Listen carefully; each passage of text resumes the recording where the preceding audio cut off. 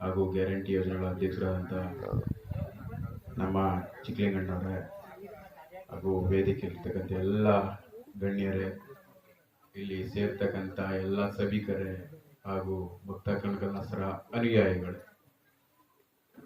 ಈಗ ಒಬ್ಬ ವ್ಯಕ್ತಿ ಎಚ್ಚೆತ್ತು ಮಾತಾಡಲ್ಲ, ನಮ್ಮ ಲೆಕ್ಚರ್ ಸಾಹೇಬರು ಅತಿ ಹೆಚ್ಚಾಗಿ ಮಾತಾಡಿ ಹೇಳಿದ್ದಾರೆ, ಇತಿಹಾಸವನ್ನ ತಿಳಿಸುವಂತ ಕೆಲಸಗಳನ್ನ ಹೇಳಿದ್ದಾರೆ. ಇವತ್ತೊಂದಿನ ಆರಾಧನೆ ಕೆಲಸಗಳಾಗಬಾರ್ದು.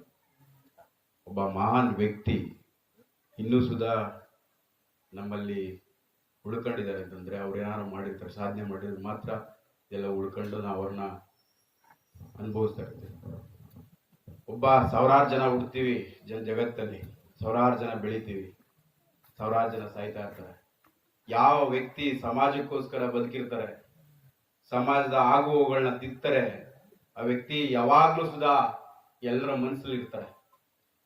ಒಬ್ಬ ಮಹಾನ್ ದಾರ್ಶನಿಕ, ಒಬ್ಬ ಸಮಾಜವನ್ನ ನಿರ್ಮಾಣ ಮಾಡಲಿಕ್ಕೆ ಅವ್ರದೇ ಆದಂತ ದಾರಿಯಲ್ಲಿ ಯಾವುದೇ ಹೋರಾಟಗಳನ್ನ ಮಾಡದೇನೆ ಒಬ್ಬ ಕೀರ್ತನೆಗಳ ಮೂಲಕ ಸಮಾಜವನ್ನ ತಿದ್ದಬಹುದು ಅಂತ ಹೇಳಿ ಅವರು ಮಾಡಿದಂತ ಪರಿವರ್ತನೆ ಎಷ್ಟೋ ಜನಗಳಿಗೆ ಆದರ್ಶ.